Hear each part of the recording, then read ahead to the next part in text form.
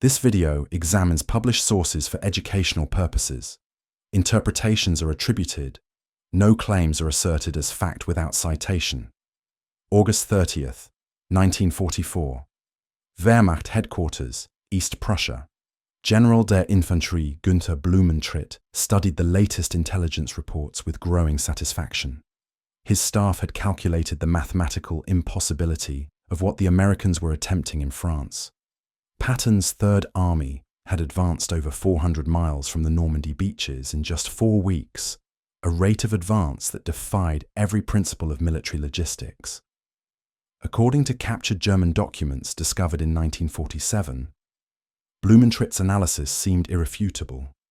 No mechanized army in history had sustained such speeds without collapsing from supply exhaustion.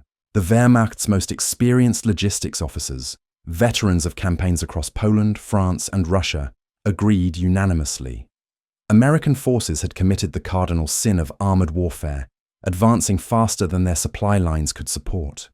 Historical records from the German army archives indicate that staff calculations showed Patton's forces consuming 800,000 gallons of fuel daily, while operating 400 miles from their primary supply depots.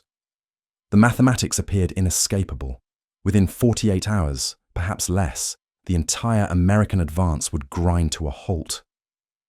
What these German generals didn't know was that 300 miles away, an extraordinary logistical operation was already mobilizing that would shatter every assumption they held about modern warfare.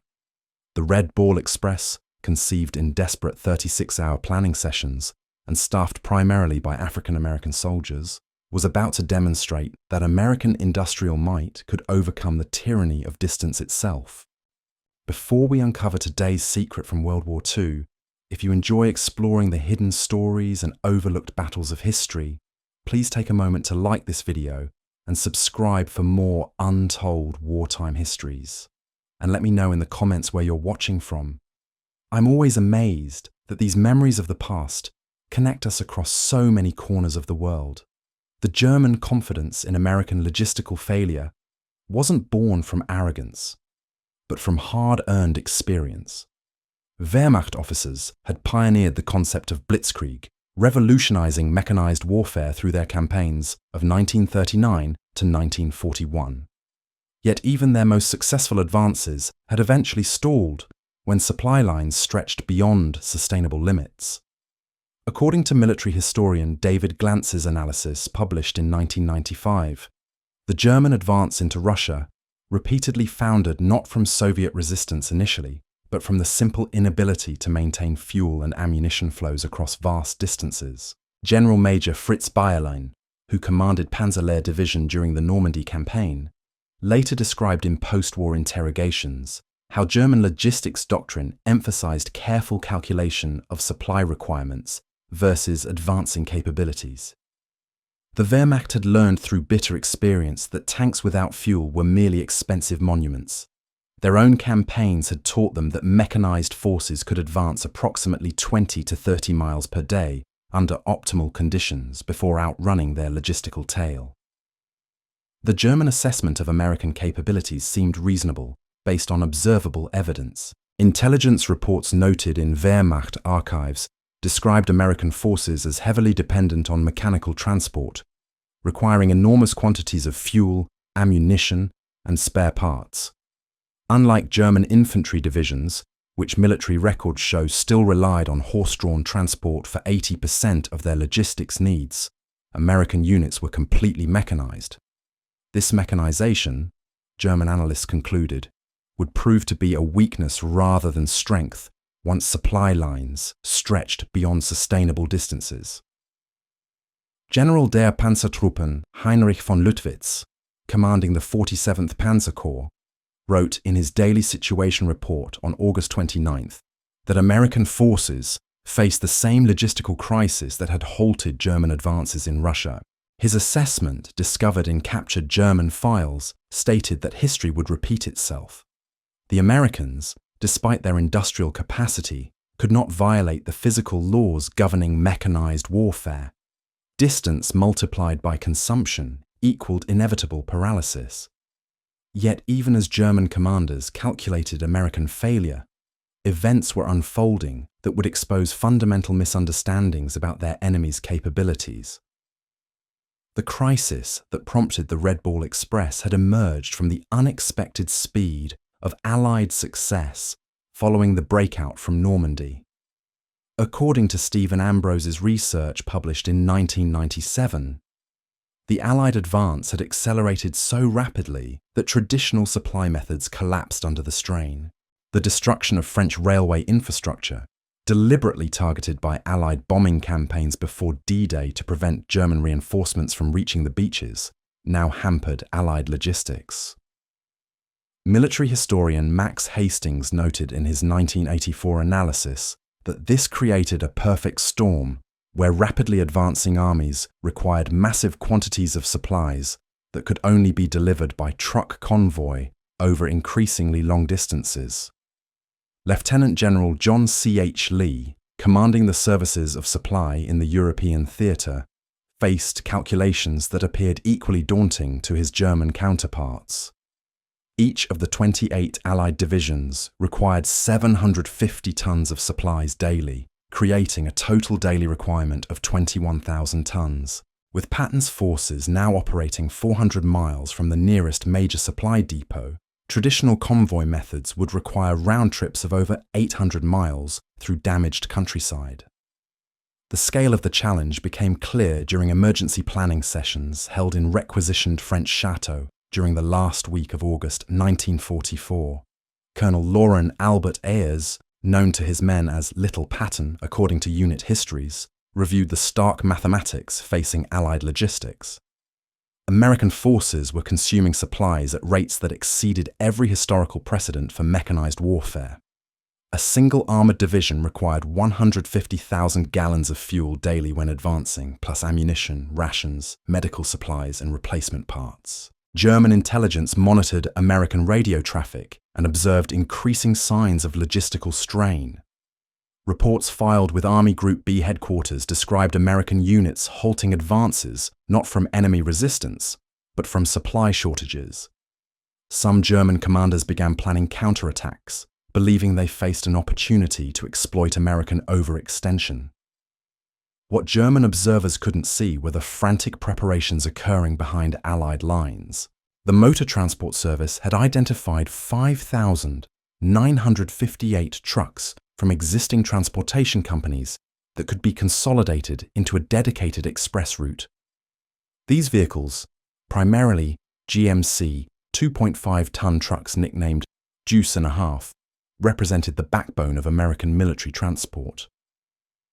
According to production records cited by military historian James A. Houston, General Motors had manufactured over 500,000 of these trucks during the war, more than the entire German military possessed of all vehicle types combined. The human element of the developing crisis revealed both the challenges and strengths of the American military system. Approximately 75% of available truck drivers were African American soldiers serving in a still segregated army that denied them combat roles, despite their technical skills and determination.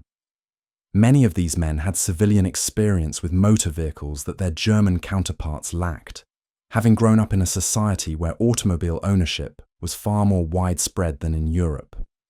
The contrast between American and German logistics capabilities reflected deeper differences in industrial and social organization. Time magazine's contemporary analysis, referenced in later historical studies, noted that American logistics drew from a people accustomed to great spaces, to transcontinental railways, to nationwide trucking chains, to endless roads and millions of automobiles.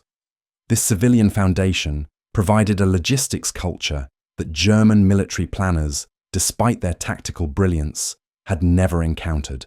As August drew to a close, both German and American commanders faced critical decisions that would determine the course of the Western Front. German generals, confident in their calculations, prepared to exploit what they believed would be inevitable American logistical collapse.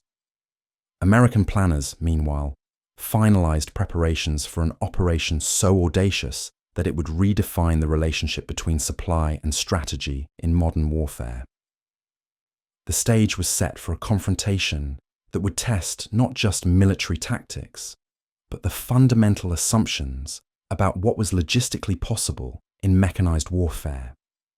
The Red Ball Express was about to prove that American industrial democracy could mobilize resources on a scale that traditional military science had never imagined. The morning of August 25, 1944, marked the beginning of what military historians would later call the most audacious logistics operation in the history of warfare. According to records from the European Theatre of Operations Historical Division, Colonel Lauren Albert Ayers received authorization to implement an unprecedented solution to the Allied supply crisis. The Red Ball Express would operate as a dedicated highway system, closed to all civilian traffic, with convoys running continuously for 20 hours out of every 24. The operational concept violated every principle of military logistics that German commanders understood. Wehrmacht doctrine emphasized concealment, careful spacing between vehicles, and adherence to strict blackout procedures to avoid enemy air attack. The Americans planned the exact opposite. According to Stephen Ambrose's research published in 1994, Red Ball convoys would travel with headlights blazing, maintain 5-minute intervals between convoys, and prioritize speed over security. German reconnaissance units observing the initial Red Ball operations reported phenomena that defied their understanding of military transport. Luftwaffe pilot reports archived in German military records described continuous streams of American vehicles stretching for miles, illuminated at night like peacetime traffic. These reports were initially dismissed by German intelligence as exaggerated or misidentified, since no army would expose supply convoys so blatantly to air attack. The scale of the Red Ball operation became apparent within its first week of operations. Military historian James A. Houston noted in his 1966 analysis that the system employed 5,958 vehicles at peak operation, moving an average of 12,500 tons of supplies daily over distances that eventually reached 450 kilometers. Each convoy consisted of at least 67 vehicles, though individual trucks often departed as soon as they were loaded, abandoning the formal convoy structure in favor of continuous flow. The demographic composition of Red Ball drivers would have astonished German racial theorists.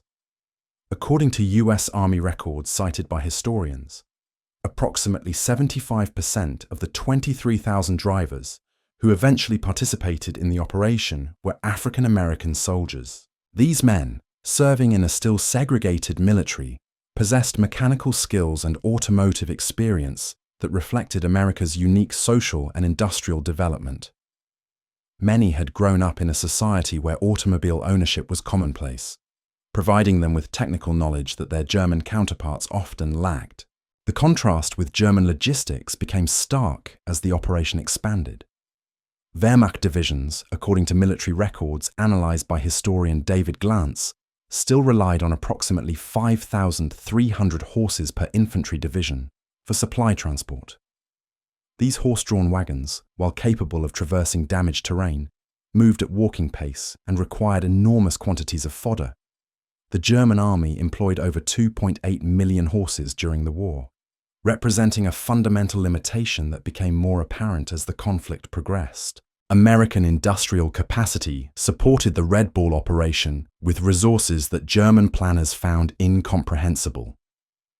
Production records indicate that General Motors alone manufactured over 800,000 trucks during the war, more than the entire German military possessed of all vehicle types. The standard GMC 2.5-ton truck, nicknamed the Deuce and a Half, featured innovations that reflected American manufacturing priorities. These vehicles included all-wheel drive as standard equipment, automatic tire inflation systems, and engines designed to operate on lower quality fuel without modification. The operational tempo of Red Ball convoys challenged every assumption about vehicle maintenance and driver endurance. According to unit histories, drivers often worked for 72 consecutive hours, sustained by benzodrine and determination to keep supplies flowing. Mechanical failure rates reached 30% daily, but American logistics philosophy emphasized replacement over repair. Broken vehicles were pushed off roads to maintain traffic flow, while replacement trucks arrived continuously from depots supplied by Atlantic convoys. German observers noted the psychological impact of Red Ball operations on their own forces.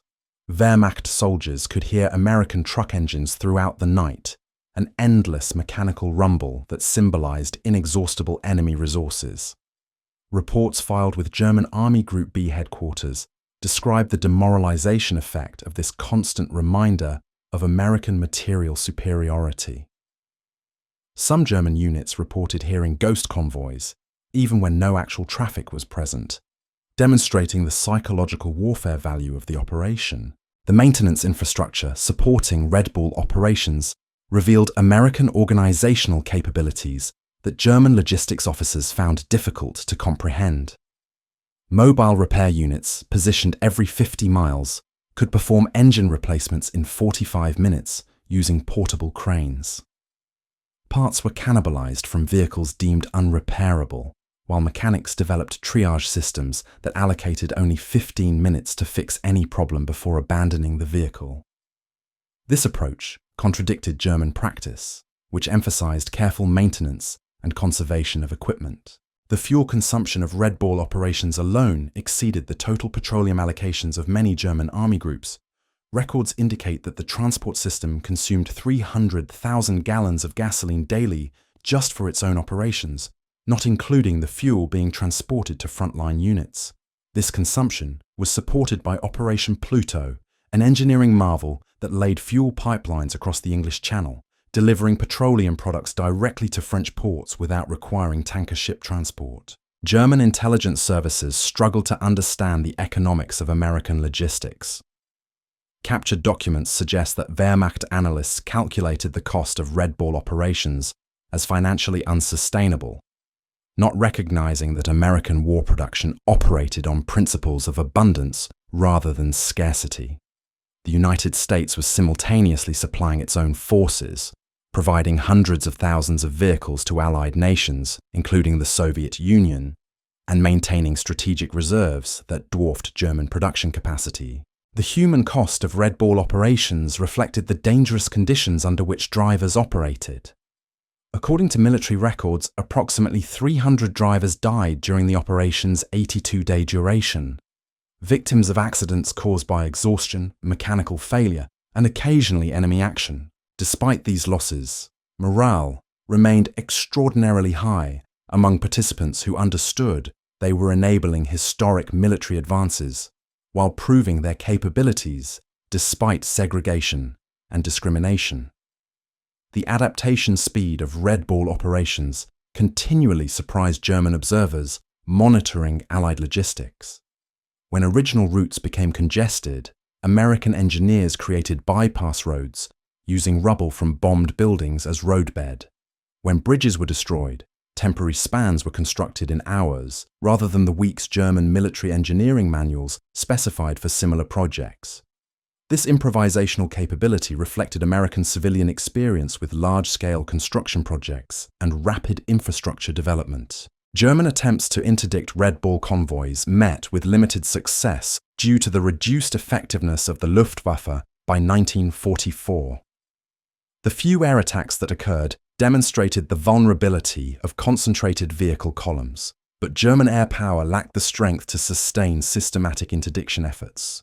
The convoy's brazen use of headlights and concentration of vehicles would have been catastrophic earlier in the war, but by late 1944, represented a calculated risk that paid enormous dividends. The expansion of Red Ball operations reflected the growing complexity of Allied logistics as the front moved eastward.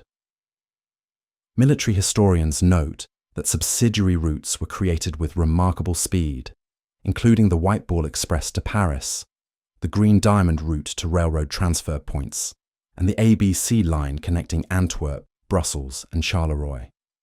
Each new route became operational within 48 hours of conception, demonstrating organizational agility that German staff officers, accustomed to weeks of preparation for major logistics changes, found incomprehensible. The effectiveness of Red Ball operations created ripple effects that extended far beyond simple tonnage delivery, fundamentally altering the strategic balance on the Western Front. According to military historian Russell Weigley's analysis published in 1967, the system enabled Patton's Third Army to maintain operational tempo that German defensive planning had deemed impossible. Wehrmacht doctrine calculated that mechanized forces required 24 to 48 hours of consolidation for every major advance, allowing defenders time to establish new positions. Red Ball logistics compressed this timeline to mere hours.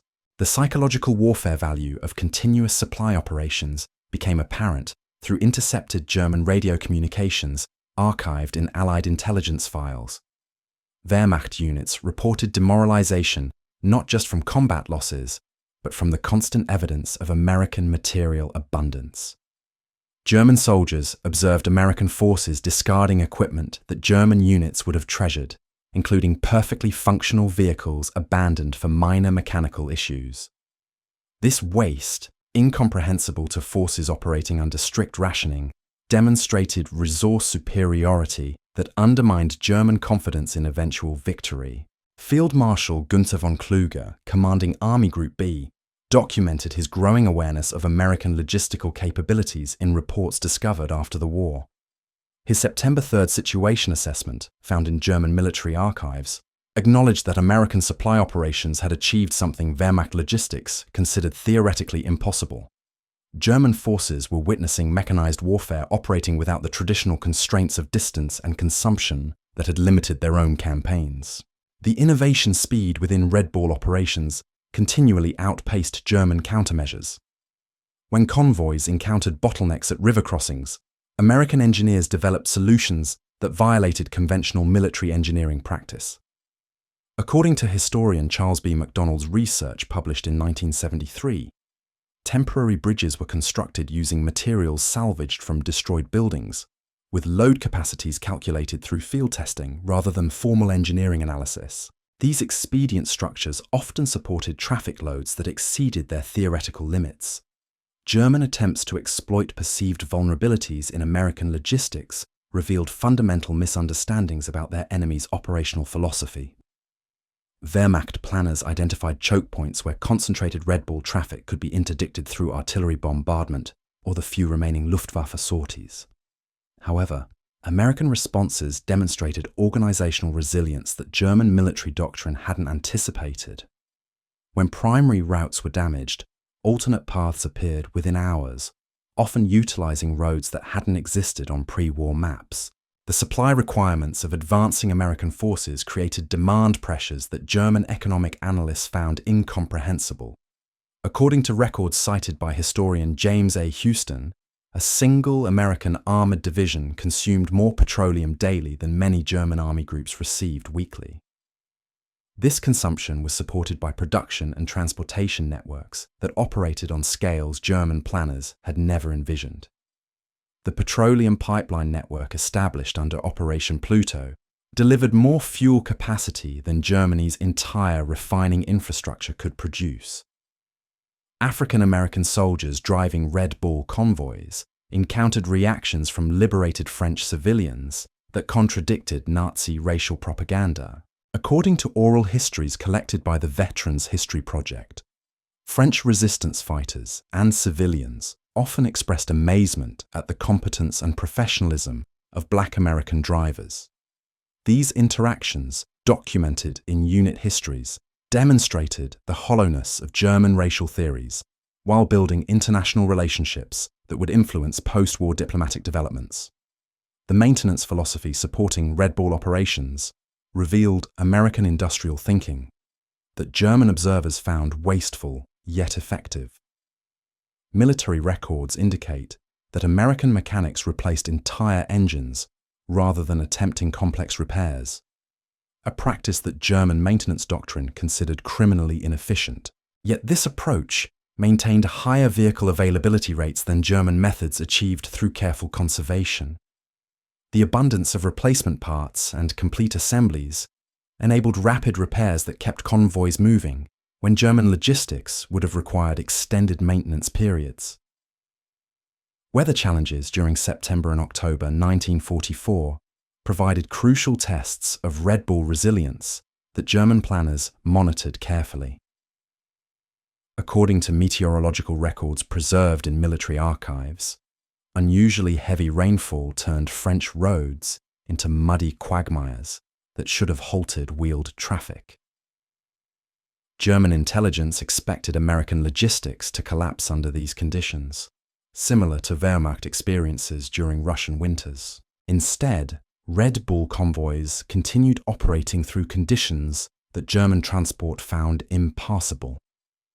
The convoy security measures adopted by Red Bull operations demonstrated American confidence in their air superiority and local population support. Wehrmacht doctrine required elaborate camouflage and dispersion measures for supply columns, reflecting vulnerability to air attack and partisan activity. American convoys travelled openly with minimal escort, relying on Allied air cover and French cooperation. This approach, documented in operational orders preserved in military archives, reflected strategic advantages that German forces no longer possessed. The economic implications of Red Bull operations extended beyond immediate military needs, creating infrastructure development that would influence post-war European reconstruction. According to historian Mark Milner's analysis published in 1985, American engineers improved thousands of miles of French roads, reinforced bridges, and established fuel distribution networks that exceeded pre-war civilian capacity. This infrastructure investment, conducted during active combat operations, demonstrated American capabilities that German occupation forces had never matched during 4 years of control. German intelligence services attempted to calculate the total cost of Red Bull operations, seeking evidence that American logistics were economically unsustainable. Reports found in captured German files estimated daily operational expenses that exceeded many German military budgets, not recognizing that American war production operated under different economic principles. The United States allocated resources based on strategic necessity rather than financial constraints, a concept that German planners, operating under wartime scarcity, found difficult to comprehend. The training and deployment speed of Red Bull personnel challenged German assumptions about military professionalism and unit effectiveness. Wehrmacht doctrine emphasized extensive training periods and gradual unit development, reflecting European military traditions. American drivers, many with minimal formal military training but extensive civilian automotive experience, achieved performance standards that German logistics officers found remarkable. This civilian skill base, according to unit training records, enabled rapid deployment of effective transportation units without the lengthy preparation German forces required. The communication systems supporting Red Bull operations demonstrated American technological integration that German forces struggled to match. Radio networks coordinated convoy movements, maintenance requirements, and route changes with efficiency that German signal units found impressive. According to communication logs preserved in military archives, American logistics operated with information flow and decision speed that enabled real-time adaptation to changing battlefield conditions. The supply prioritization decisions within Red Bull operations revealed American strategic thinking that German commanders found difficult to predict. Wehrmacht intelligence attempted to identify patterns in American logistics allocation, seeking tactical advantages through supply interdiction. However, American resource abundance enabled multiple simultaneous priorities that confused German analysis.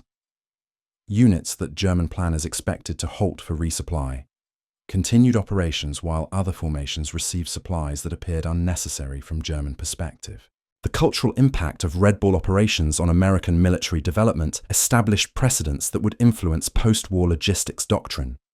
According to military historian John Sloan Brown's research published in 1995, the operation demonstrated that industrial abundance could substitute for tactical elegance, creating strategic advantages through material superiority rather than operational finesse. This lesson, absorbed by American military planners, would influence logistics thinking throughout the Cold War period. The international implications of Red Bull's success extended beyond immediate military victories, demonstrating American organizational capabilities to Allied and neutral observers. French officials, according to diplomatic records, noted American ability to create and operate complex systems under combat conditions with speed that European bureaucracies found remarkable. This demonstration of American competence influenced post-war diplomatic relationships and reconstruction planning. German attempts to replicate Red Bull methods during the Battle of the Bulge revealed the industrial and organizational prerequisites for such operations. Wehrmacht logistics officers, according to captured planning documents, identified American trucks and fuel supplies as key requirements for similar operations. However, German forces lacked both the vehicles and petroleum necessary to sustain continuous convoy operations, demonstrating how American industrial capacity enabled tactical innovations that German forces couldn't match. The operational challenges facing Red Bull during its final weeks revealed both the system's limitations and its remarkable adaptability. According to military historian Charles R. Schrader's analysis published in 2001, deteriorating weather conditions in October and November 1944 created maintenance nightmares that would have crippled traditional supply operations. Freezing rain transformed French roads into ice sheets, while early snow made visibility nearly impossible during night operations that had become Red Bull's signature capability. German meteorological services, monitoring Allied logistics through radio intercepts and aerial reconnaissance, anticipated that winter conditions would finally halt American supply operations.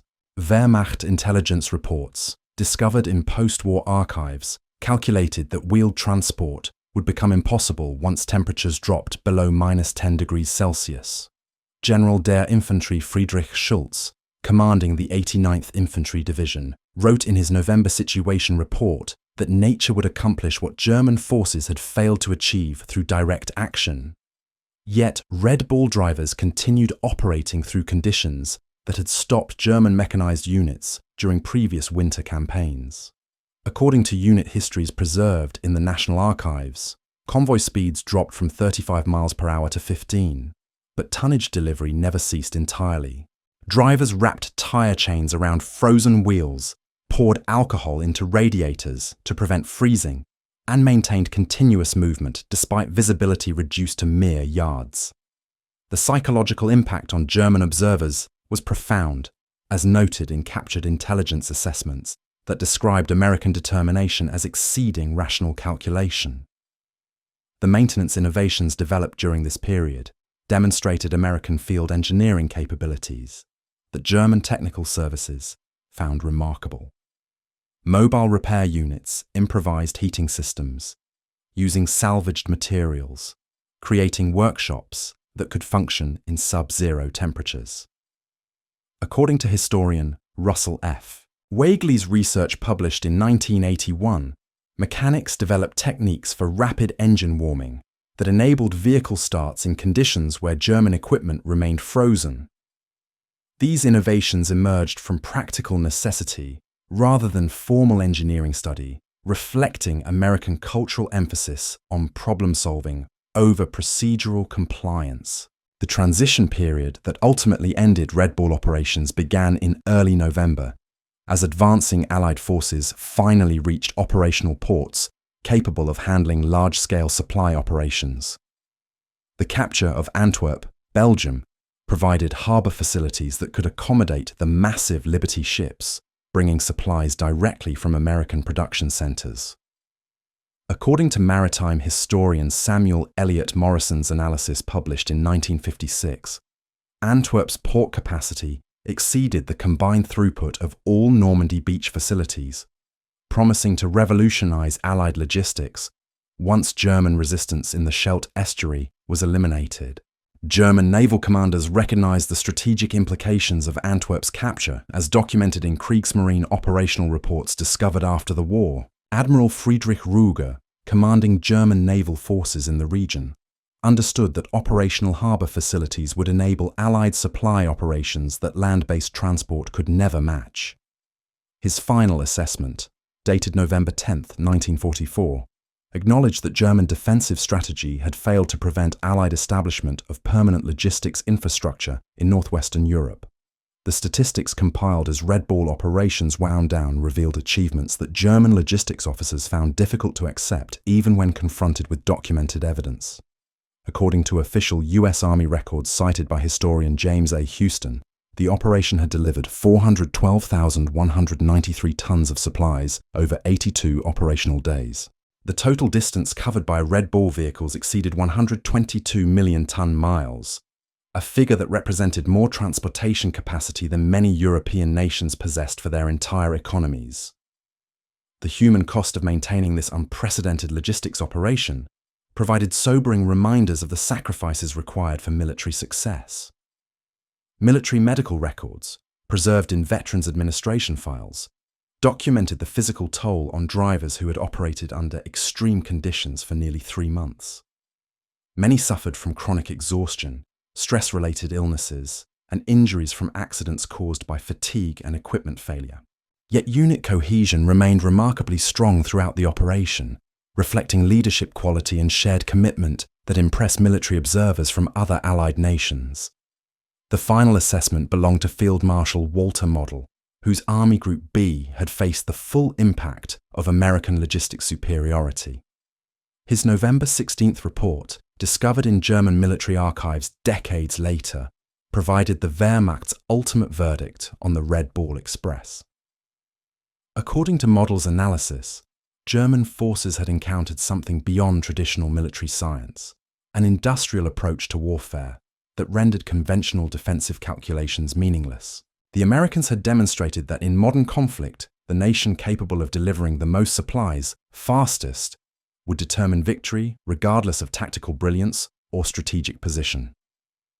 The Red Ball Express officially ceased operations on November 16, 1944, but its legacy transformed military thinking permanently.